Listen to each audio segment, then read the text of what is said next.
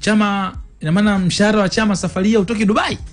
Hizo taarifa mwenyewe pia ninazo hivyo. Kwamba mshahara utoki Dubai? Sajili wa saizi tajiri hajahusika kabisa. Yaani hajahusikaje? Hajatoa kibunda, pesa haijatoka kwa tajiri. Kwa mujibu wa tetesi. Kwa hiyo ni pesa ya klabu kutoka kwenye sponsors nini? Basi tajiri hajahusika. Hata hela za wanachama hazijahusika. Na kuna usajili mmoja hivi ulifeli mwishoni. Kwa sababu hizo. Kwamba tajiri akuokota simu au ni beki wa kati Sambonei kutoka Kotoko. Asante Kotoko. Walikubaliana kila kitu.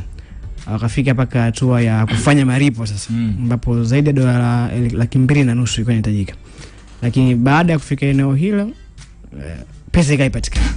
Kwa ikabidi warudi nyuma kidogo, wakaenda kumsikia Ismail Toure ambaye alikuwa ni mchezaji wa bure.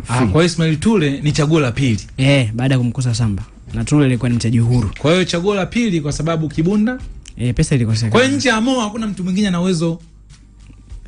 Chama amemsajiliana. Pesa ya Chama ilitosha. Huyu ana taarifa nyingi. Chama amemsajili nani? Mimi nimemuuliza kama pesa itoki Dubai. Brain, mimi nimemuuliza swali la mtego. Kwa hiyo mshahara wa Chama safari utoki Dubai? Kasema utoki Dubai. Wewe nimekalana kwenye kipenga. Kaniambia mengi sana ambayo yanahusu mnyama. Kwa hiyo wengine hakutaka kuyaanika hapa. Tumezungumza nini na yeye tena. Nje ya Bosmo kwa taarifa zilizopo. Hakuna mwingine mwenye uwezo wa kutoa hela mfukoni mpaka hela ya klabu. Kwa taarifa zilizopo. Kwa mujibu wa vyanzo imepigwa donate ndo ile zikapatikana za usajili wa saizi. Mangungu ngapi hapo? Isa Mazudi. Ila Dubai hela haijatoka. Nisajikwa. Tetesi hizo. Tetesi. Kwamba transfer usajili huu wa dirisha dogo. Pesa haijatoka Dubai. Usajili wote sio Chama. Dirisha dogo wote. Dirisha kubwa tajiri alikuwepo. Yule alihusika. Ila dirisha hili dogo. Kwa hiyo kuna dola 2,000 ilikosekana. 2.5. Kaona twende kwa Bwana Toure. Na Toure mbe for free. Alikuwa mchezaji huru. Jamani hizi ni tetesi tu. Ni tetesi. Namna ambavyo mambo yalivyo, inavyoripotiwa. Wakanda anacheka. Na kwa nini hajatoa huyo mtu ambaye kanipa tetesi? Alienda mbali akasema kuna mvutano. Yeye anaamini anawadai Simba bilioni 60. Nsajili. Na wao wakasema wanamdai zaidi ya bilioni 100. Kutokana na matangazo yake kwenye jezi ya Simba, hakuna sehemu yoyote ambayo pesa shei kutoka. Kumbe Simba kwa moto. Mambo ni mengi. Nyinyi mshahadu uchaguzi upo kimya hivi. Mabango. Hapa huku nyuma. Bilioni 100. Bilioni 100. Kwa yale mabango. Na msimu huu 100 ukifanya hesabu kwenye deni lake inaweza ikarudi. Kuna change 40 pale. Anadai 40. Anaweza karudishiwa watu tukawa huko. Kwa hiyo yeye anadai 60. Afu huko anasema anamdai bilioni 100. Kwa hiyo tajiri anadaiwa. Yani mabango yote yale. Na kuna lingine jipe la Simba Queens wanamdhamini mpya ambaye ni kampuni ya Deuchi. Na yenyewe pia wanasema pesa hawaioni. Kwa akipiga mahesabu bilioni 100 ni tetesi. Chanzo chako hicho. Tetesi, chanzo of course football inaongozwa na tetesi. Bwana si taarifa rasmi, ila ni taarifa ambazo zinazungumzwa kwa sababu kwa watu wa mpira nadhani tangu jana walikuwa wameona kuna upepo ambao unasema mwekezaji hajahusika. Na hata taarifa za uchaguzi zimekuwa zinaenda na kurudi. Kwamba bwana kuna vitu havijakaa sawa, stories zinaenda na kurudi. Sawa bwana. Sasa sijajua Wakanda anafurahi kama mtu wa Yanga au mtu wa Singida. Labda ana taarifa kama hizi au wanazo nyingine. Bwana Wakanda mimi nisifurahi kaka. Mnyama anaubonda dhidi ya Esperance de Tunis, yupo ugenini. Mnyama hajaokota alama hata moja mpaka hivi sasa. Si kawaida sana, ingawa ilishatokea kama misimu miwili nyuma. Alianza vibaya hivi akaja alidondosha alama kwenye mechi mbili, ilikuwa ni Wydad na Horoya. Akaja kuibukia kwa Vipers. Ugenini alishinda. Akapiga mechi mbili za Vipers nyumbani na ugenini chini ya Robertinho, wakaokota alama 6. Horoya akaja kufa 7 hapa. Safari ikaanza, Mnyama tukutane robo finali. Mazingira yao namna ambavyo yalivyo hivi sasa Unyamani Wakanda. Ukimwangalia Esperance de Tunis kwenye ligi anaongoza na mwendo wake si mdogo. Yuko juu pale. Atakuwa na mechi aina gani? Kwanza anaenda kucheza na mpinzani ambaye ana wastani wa kufunga goli kwenye kila mechi. Katika takriban mechi 18 ambazo Esperance amezicheza msimu huu hajafunga goli kwenye mechi 5 pekee. Na wastani wake wa kufunga magoli ni 2 na tuendelee. Na Esperance anayemzungumza hapa kwenye ligi tu ameruhusu goli 6. katika takriban michezo 17 ambayo amecheza. Ana wastani wa 0.4 wa kuruhusu goli. Kwa hiyo hizi ni baadhi ya takwimu katika kufunga na kufungwa kwa Esperance. Meaning huyu mtu garantia yeye kupata goli kwenye kila mchezo anaokanyaga ni kubwa sana.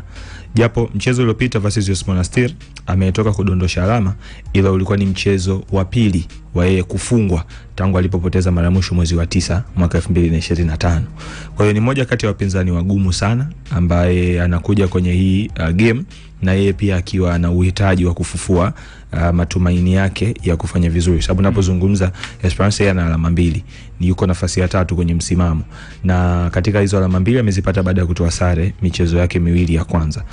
Game versus Simba ambayo inapigwa kwenye ardhi yake ya nyumbani ni moja kati ya mechi ambayo watakuwa wanaipigia hesabu kama sehemu ya wao kuchukua alama zote 3 ili waweze kufufua matumaini yao ya kuendelea kufika zile hatua ambazo Esperance amekuwa akizifikia. Manake ni moja kati ya timu ni timu mbili tu barani Afrika ambazo zimekuwa zina hiyo consistency ya kufika zile hatua za mwisho mara kwa mara, na timu hizi ni Ahli pamoja na wao Esperance. Kwa hiyo Simba anaenda kukutana na Esperance, naweza nikasema katika muda mbaya sana.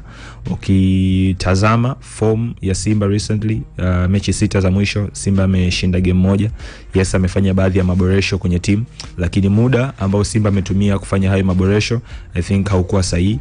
Ni amefanya maboresho kwenye deadline katika kipindi ambacho timu ilitakiwa tayari imeshapatikana ya kwenda kucheza versus Esperance, lakini haiondoi uhalisia kwamba bado Simba na nafasi ya kufanya chochote kitu kwenye huu mchezo. Kwa daraja la wachezaji ambao wameingia sasa hivi kwenye timu, inaweza ikaboost moral kubwa ya kiupambanaji, lakini pia maandalizi yao yanaweza yakawa yanatengeneza taswira ni namna gani ambavyo wamejipanga at least kuondoka na alama 1 ya ugenini.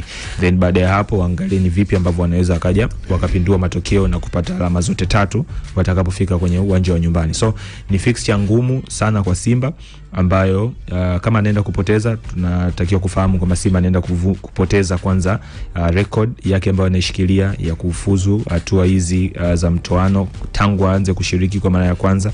Amekuwa na hiyo consistency, baada alishiriki mara ya kwanza akaja akatoka pale kwa UD Songo, then baada ya hapo amekuwa na consistency nzuri sana. Kwa hiyo inawezekana akapoteza hiyo record, lakini pia inawezekana akawa anaiweka rehani ile nafasi yake ya 5 pale kwenye msimamo wa timu bora barani Afrika. So ni tough fixture kwa Simba Sports Club. Yes, ni mazingira hayo kwa Simba ambayo yanaonekana kuwa ni magumu. Abraini, walau kwa uchache mechi hizi mbili ya Jumamosi na marejeo tarehe 27 na marejeo ya mechi ya hapa nyumbani, hizi ni mechi ambazo zinaweza zikatoa picha mnyama anaenda au haendi.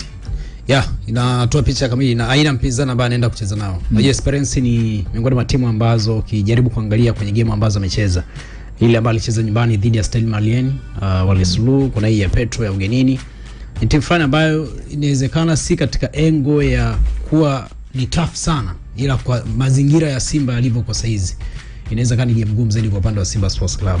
Na ndio maana hatima ya Simba aidha kuvuka kuelekea kwenye hatua ya mtoano ipo kwa Esperance de Tunis, na kama atapoteza game zote za back to back, of course manaki matumaini ya Simba kuvuka atakuwa ameshaisha hapo. Na Esperance of course ukiangalia ni kwamba wanahitaji zaidi ya alama kwenye hizi game zote mbili, na kwa situation ya Simba ndo wanamuona ni underdog ya kuweza kuteka advantage hiyo. Mechi ambao wamecheza na Petro of course walianza kuruhusu goli, baadaye akaja kasawazisha, na ukiangalia amekuwa bora sana kwenye mapana ya uwanja na anahitaji zaidi kutumia ile mipira ambayo either mirefu au mipira ya kufa, na hiyo ndio changamoto pia ya Simba msimu tumeishuhudia. Mipira ya kufa amekuwa wana changamoto kubwa sana. Kwa hiyo hawajaseto pia hata kwenye eneo la midfield. Kwa hiyo changamoto ambazo Simba anakutana nazo